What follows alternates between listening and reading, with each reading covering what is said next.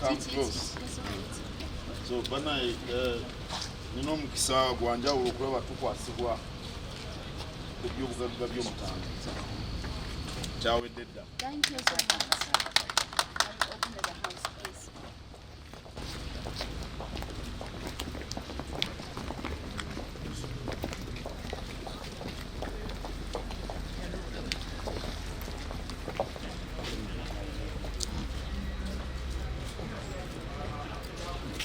Kabaka.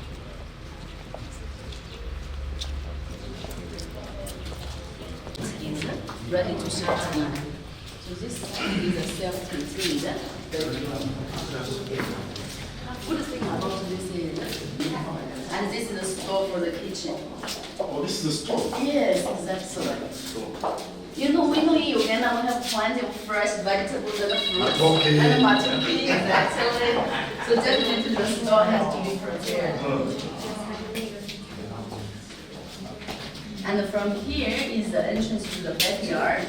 In case the owner or later, you need to. So from here, please, now the last picture of it.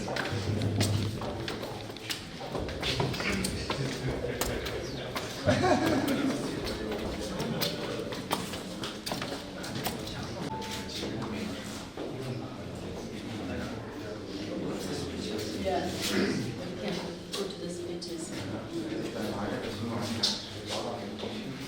It's much more spacious. Olwaleero tukuŋŋaanya wano okwasibwa amakula ga Ssaabasajja ag'ennyumba Ssatu. Eno y'emu ku zo ezizimbiddwa bannamukago aba Gourji Corporation. Mu nnono zaffe Ssaabasajja Kabaka aweebwa amakula ffenna nga bwe tukimanyi. Omukago gwe tulina n'aba Gourji gwa busizi bwa nsimbi, kubanga twabawa ettaka bo ne bazimba amayumba ne tutegeeragana engeri gye tugabana. Naye mu nnono zaffe Kabaka aweebwa amakula, era bano bannaffe baakitegeera, era gano makula ga Ssaabasajja Kabaka agankwasiddwa ge ŋŋenda okumwanjulira, era tuli basanyufu nnyo. Tuli basanyufu okukolagana n'aba Gourji Corporation kubanga be bannamukago abakoleganika nabo. Twasiga ensimbi era ebibala birabika. Ffenna tulaba wano ekiri wano e Kigo, ffenna tulaba ekiri e Ssentena. Obwakabaka bwa Buganda bwetegefu okukolagana n'abantu abalala bangi, naye twagala okukolagana n'abantu nga bamanyi kye baliko, nga bazze kukola.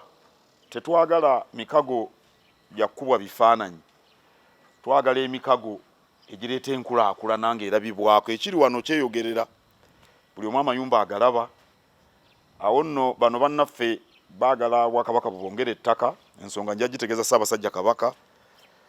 Tulina ettaka erimu lye tulinawo lye twabalaze, naye tujja bwe tunamala okwogera ne Ssaabasajja Kabaka tujja kubabuulira. Naye nze ndowooza bw'okolagana n'omuntu nga kyaliko akimanyi ng'era akyagala, kyagala n'omunyweza. Mwebale nnyo mwenna.